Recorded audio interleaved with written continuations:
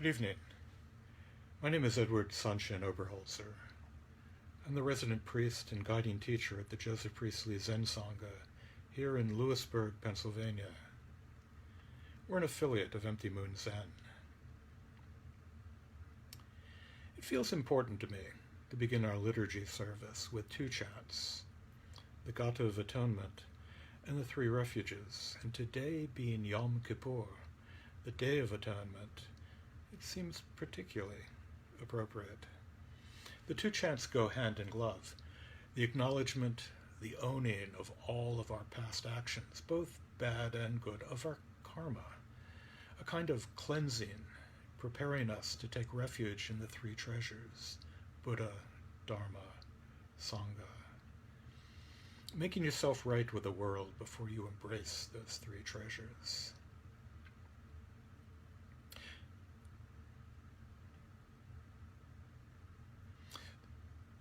The Japanese have a practice of mending broken pottery with lacquer laced with gold dust, kintsugi, a practice that restores the vase to usefulness while highlighting the flaws in its brokenness.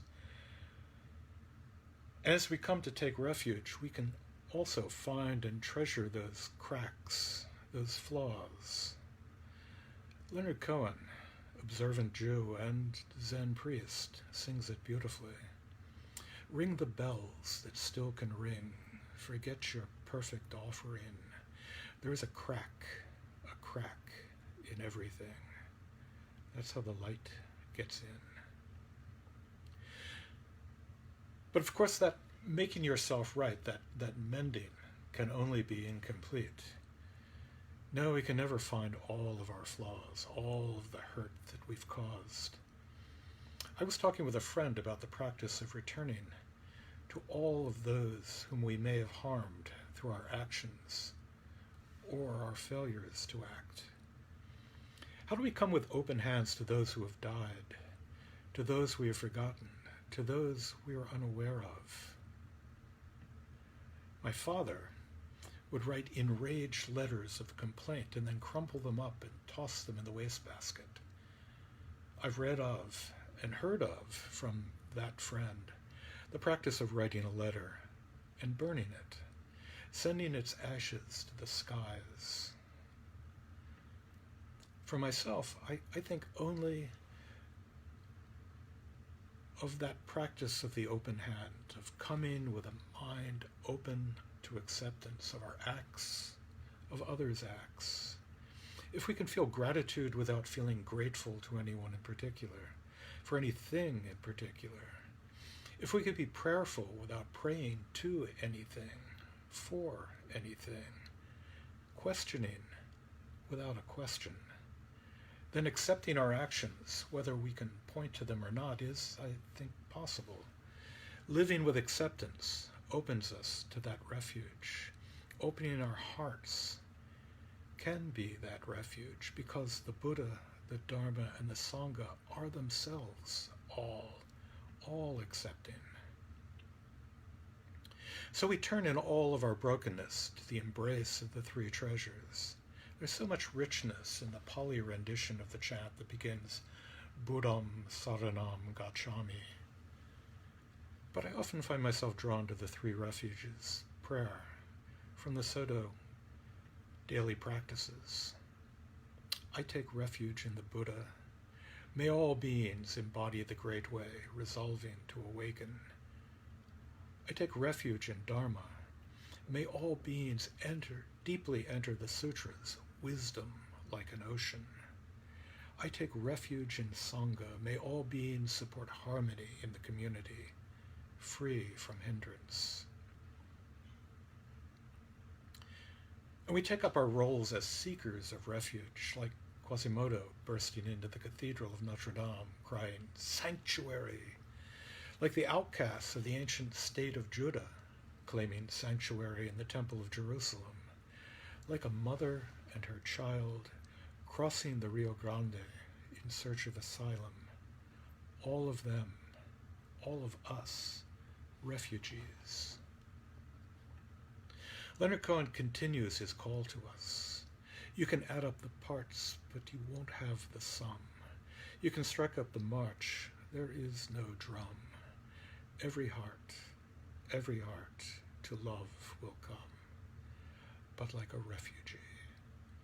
That love, that all-embracing love of the three treasures, is no guarantee of comfort or of ease. Awakening, remembering that we are already awake, is a struggle. The vast ocean of the sutras require that we swim with the ocean floor lost fathoms beneath us, and the harmony of community is always a struggle to maintain, as we introverts can attest. No, finding refuge may not be all that comforting, nor do I think Cohen sees it as that simple. We all know of the squalor of the camps, the comfortable have established for the comfortless, the razor wire, the tattered tents, the armed guards, the walls just this side of the border. The Middle East, Southeast Asia, our own southern borders, seeking, finding refuge, may take us out of immediate danger, but it may not grant us the warmth and safety we wish it would. Rilke writes of such a coming for refuge in the first of his Duino elegies. Who, if I cried, would hear me among the angelic orders? And even if one of them suddenly pressed me against his heart, I would fade in the strength of his stronger presence. For us, beauty is nothing but the beginning of terror we're still just able to bear. And why we adore it so is because it serenely disdains to destroy us. Every angel is terrible. Our world can be indifferent, the universe seeming cold and uncaring, but it is our universe. This is the hand we were dealt, but we ourselves can bring that warmth and concern with us, welcoming that hunchback of Notre Dame, that outcast from ancient Judea, the immigrant mother and her child, welcoming ourselves, opening our hearts to Buddha, Dharma, Sangha.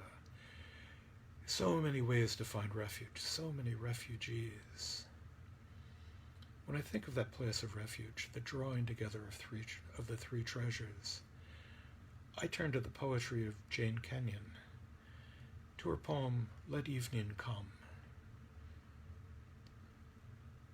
Let the light of late afternoon shine through chinks in the barn, moving up the bales as the sun moves down. Let the cricket take up chafing as a woman takes up her needles and her yarn. Let evening come. Let dew collect on the hoe abandoned in long grass. Let the stars appear and the moon disclose her silver horn. Let the fox go back to its sandy den. Let the wind die down. Let the shed go black inside. Let evening come. To the bottle in the ditch, to the scoop in the oats, to the air in the lung. Let evening come. Let it come as it will, and don't be afraid. God does not leave us comfortless, so let evening come.